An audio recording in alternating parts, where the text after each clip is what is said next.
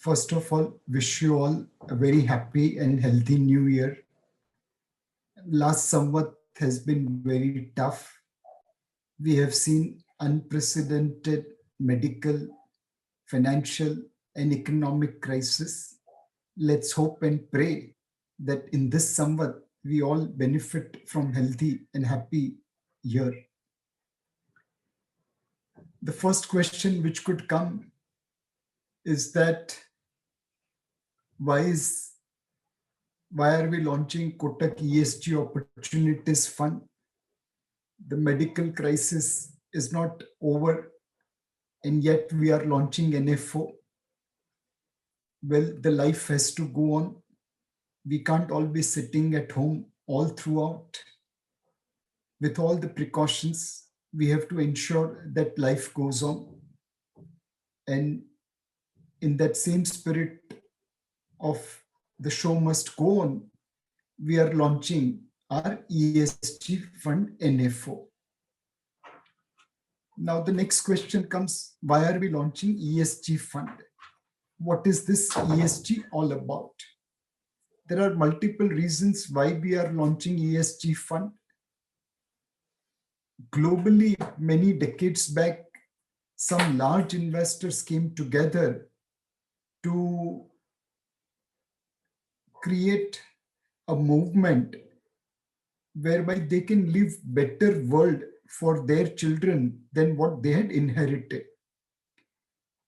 अपने बच्चों के लिए एक अच्छा भविष्य छोड़ के जाए, वह मुहिम थी इन इन्वेस्टर्स की.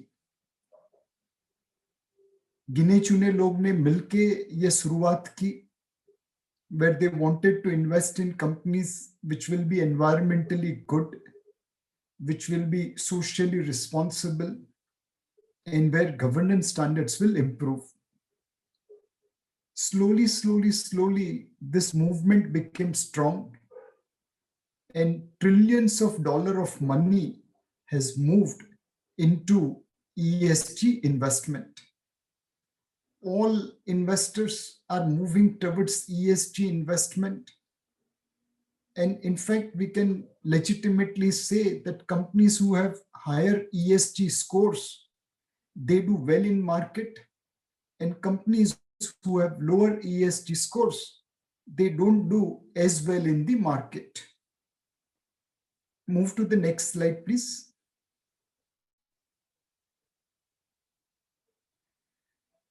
As the ESG momentum got matured, United Nations came out with a charter on ESG investment.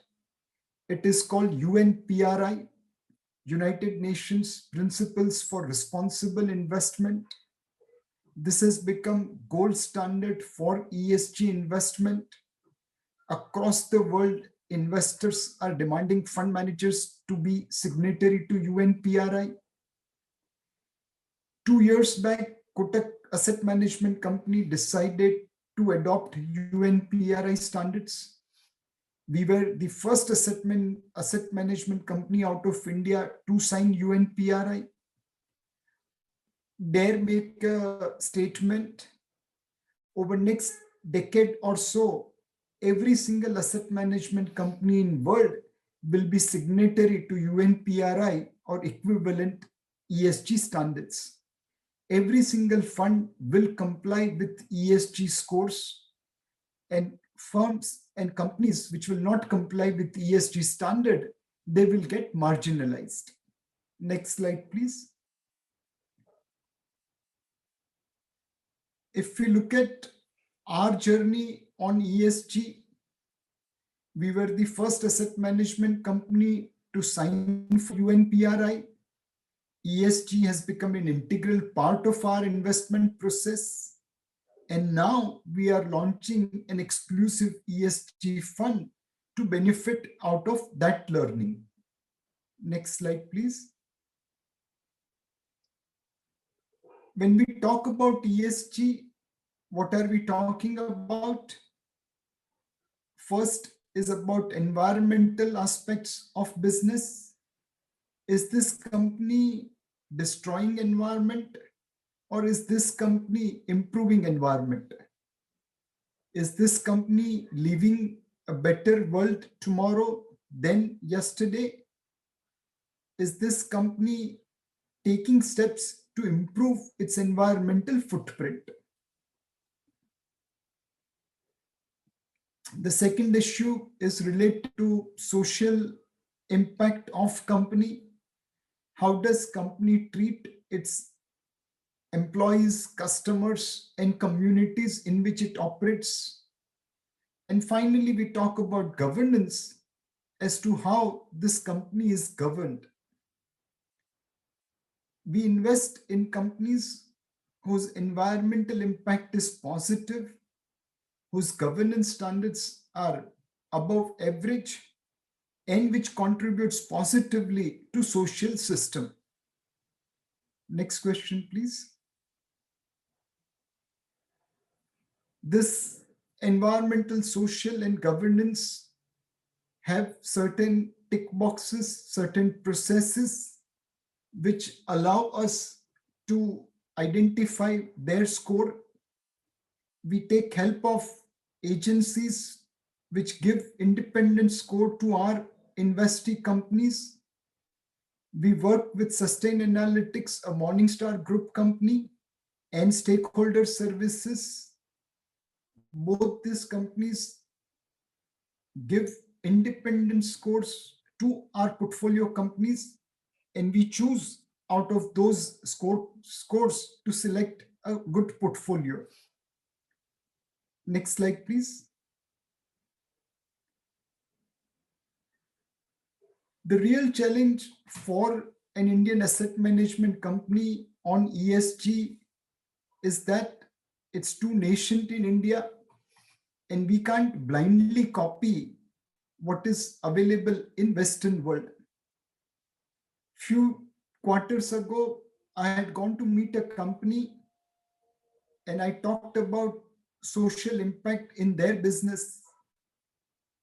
The CFO asked me, Nilesh bhai, chai piyenge? I said yes, and he said, chalo bahar chalte hai, tapri ki chai pilata hu aaj. We went out of his factory and went to a tapri, and surely like every tapri, there was a Chotu sitting over there serving tea. He ordered 2 cups of tea, and then when Chotu came to deliver, he asked me to question Chotu, why is he working and why is a child labor there? When I inquired with Chotu कि भैया school जाने की जगह पे टपरी पे काम क्यों कर रहा है? He said, मुझे अपने 2 बच्चों का ध्यान रखना है.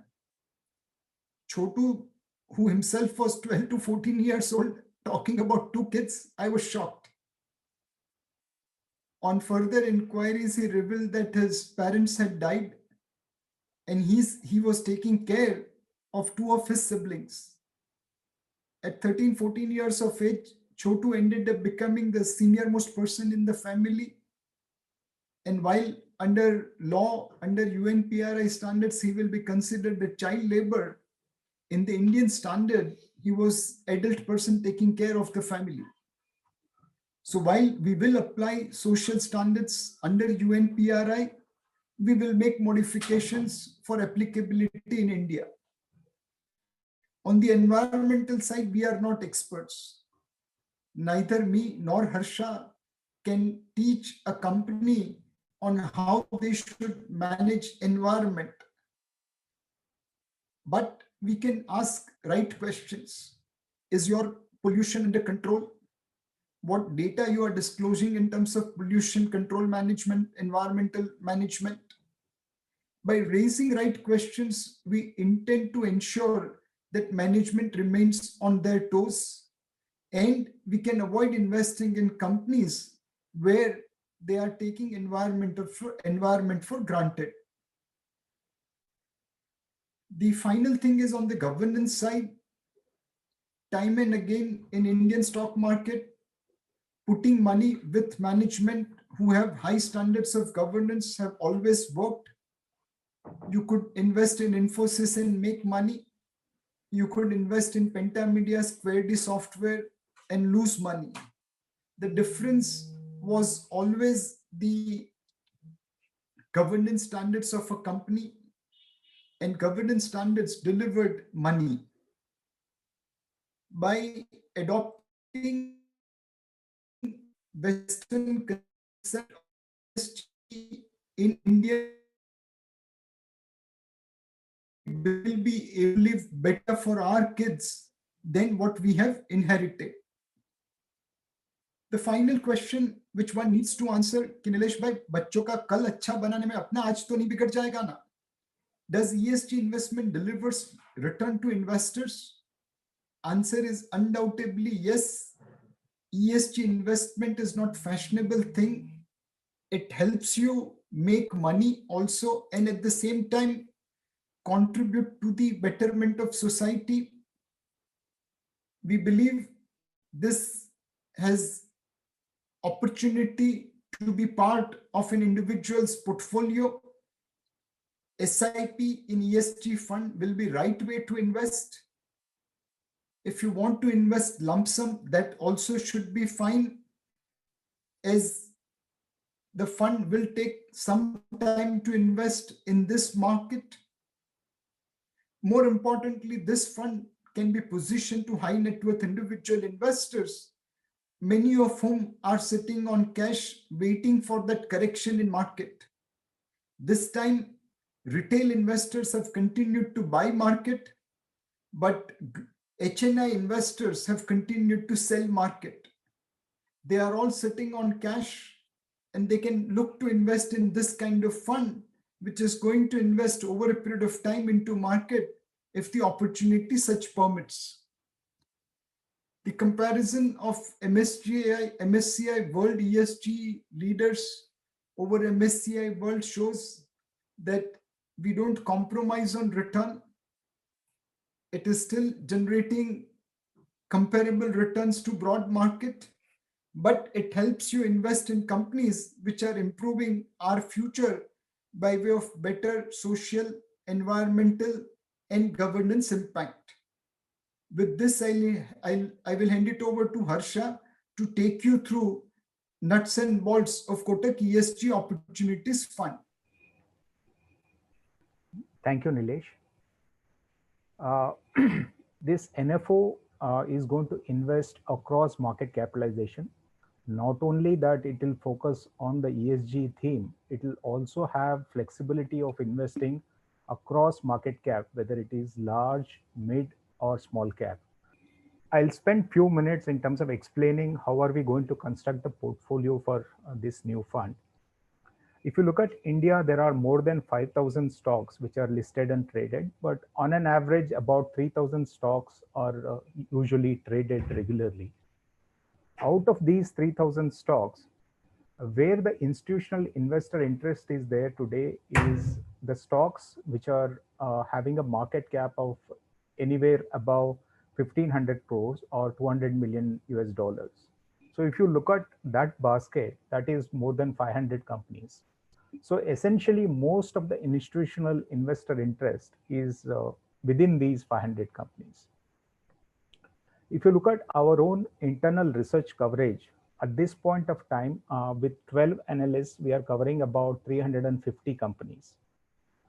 But whether the same universe is going to be applicable for this ESG fund, there will be some tweak. The tweak is the benchmark, which is NSE ESG Index, has 88 companies. And we have also subscribed to Sustainalytics, which is a Morningstar company for ESG research and ratings. They have in India at this point of time covering about 332 stocks. If you remove commonalities, then there will be exclusive set of 339 stocks, more or less similar to our internal research coverage. So these 339 companies would be the universe for this particular fund. As per SEBI guidelines, we need to invest at least 80% based on ESG filters. So 80% of the companies have to come from this 339 company basket.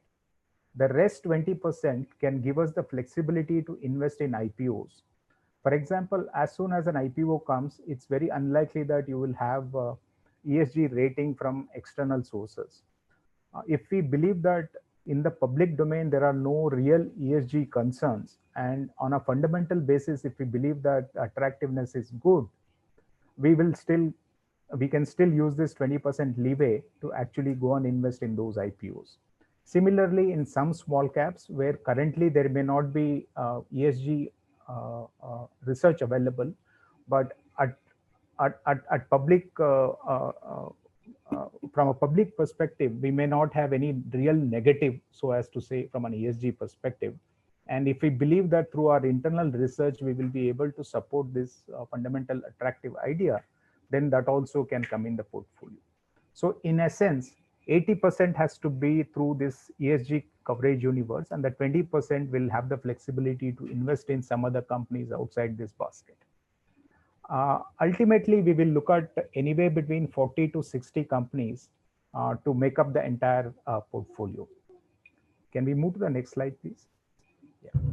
And the other question which comes usually is about, are we going to just screen those 339 companies and allocate money based on the highest ESG score, let's say top 20, top 30, or top 40?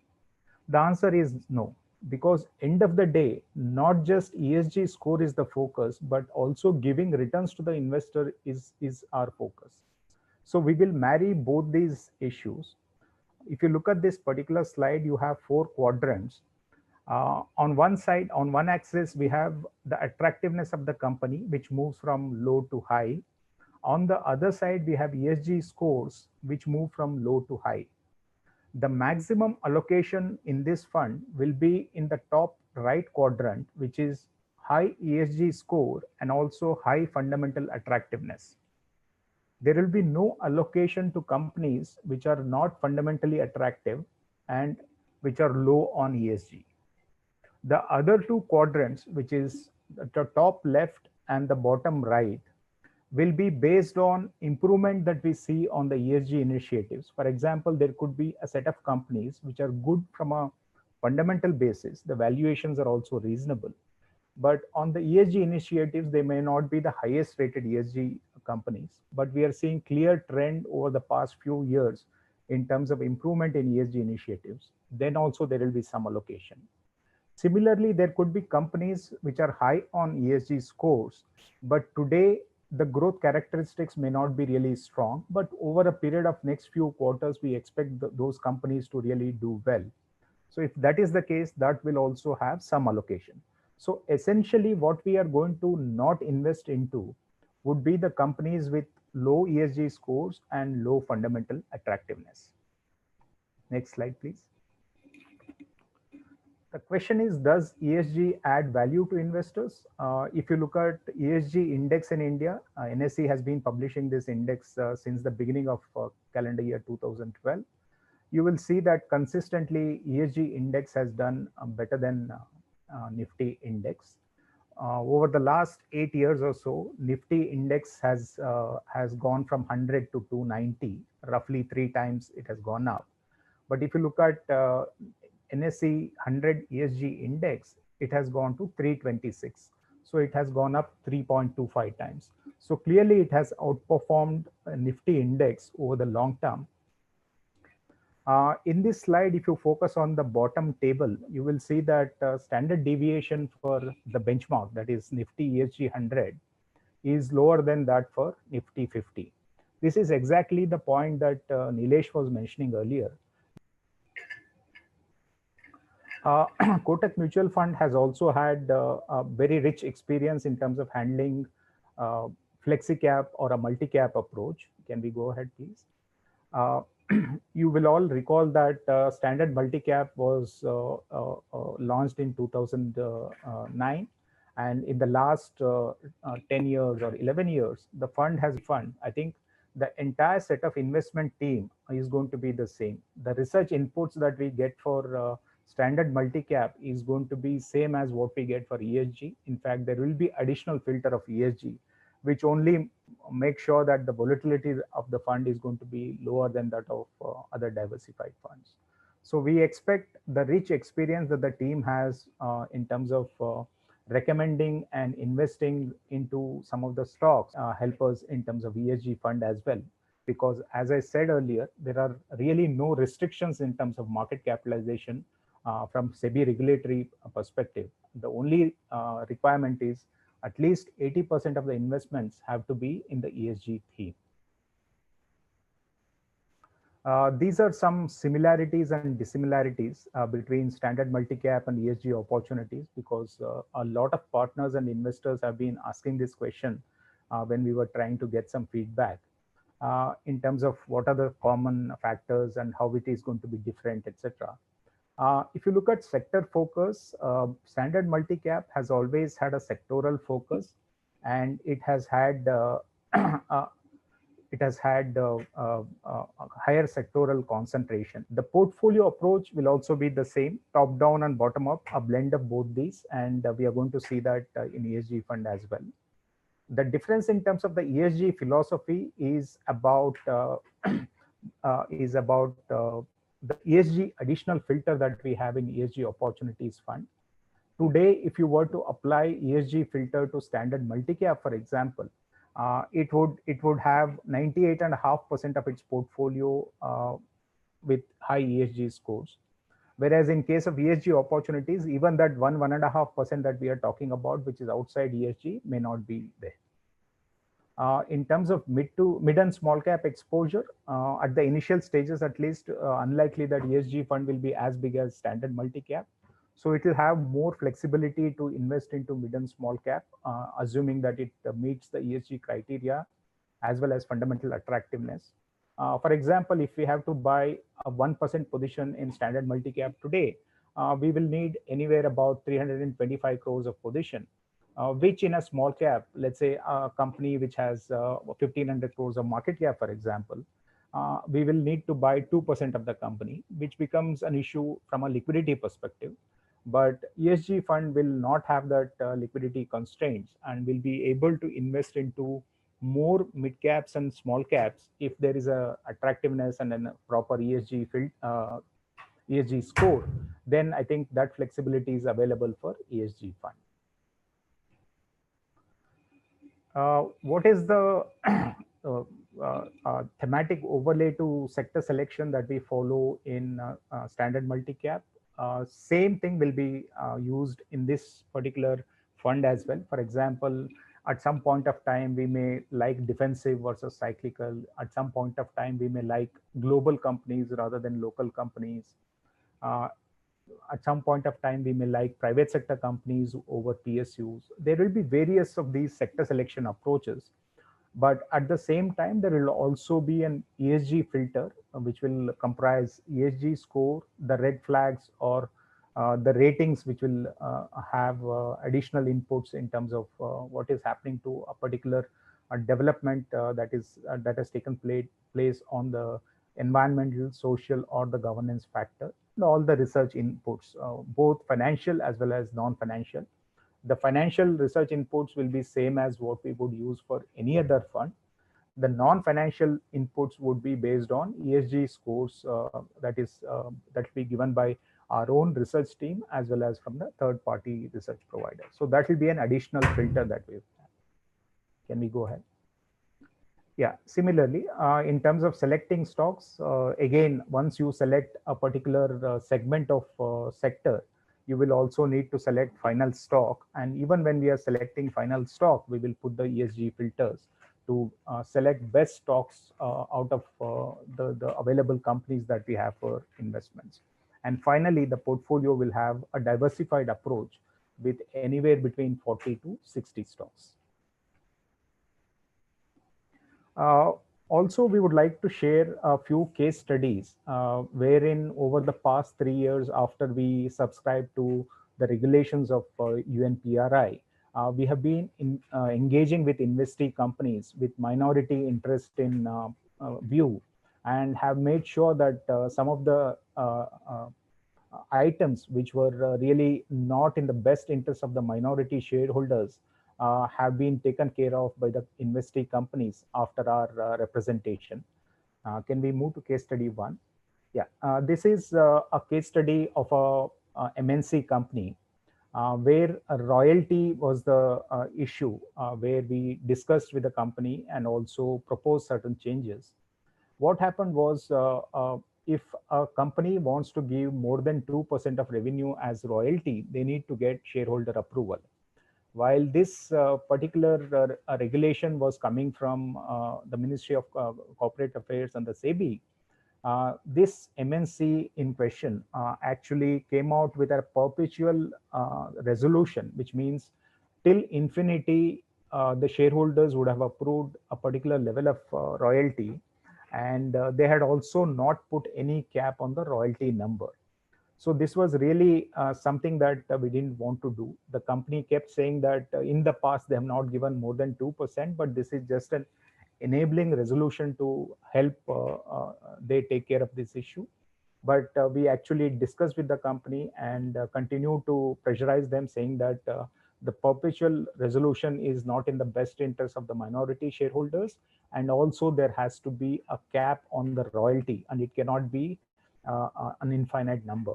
So these two issues were taken up by us and also various other stakeholders. And finally, the company realized that the perpetual resolution may not be the real good one in terms of getting stakeholders on board. And they agreed to have shareholder approval every 5 years. So I think clarity on the cap as well as the tenor was achieved by engaging with that company.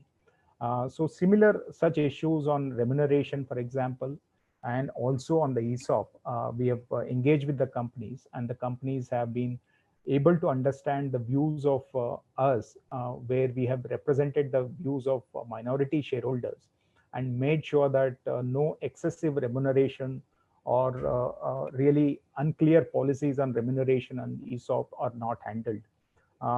So in effect, I think in all these three case studies, we have really engaged with the companies and helped them understand the view of minority shareholders and been able to achieve some clarity and some moderation in terms of some of these costs.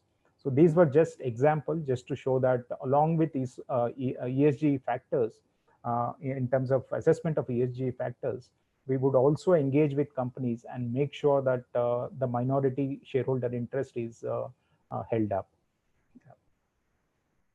Yeah, these are some of the regulatory details in terms of fund features and risk factors. As we all know, this is an open-ended equity scheme following ESG theme.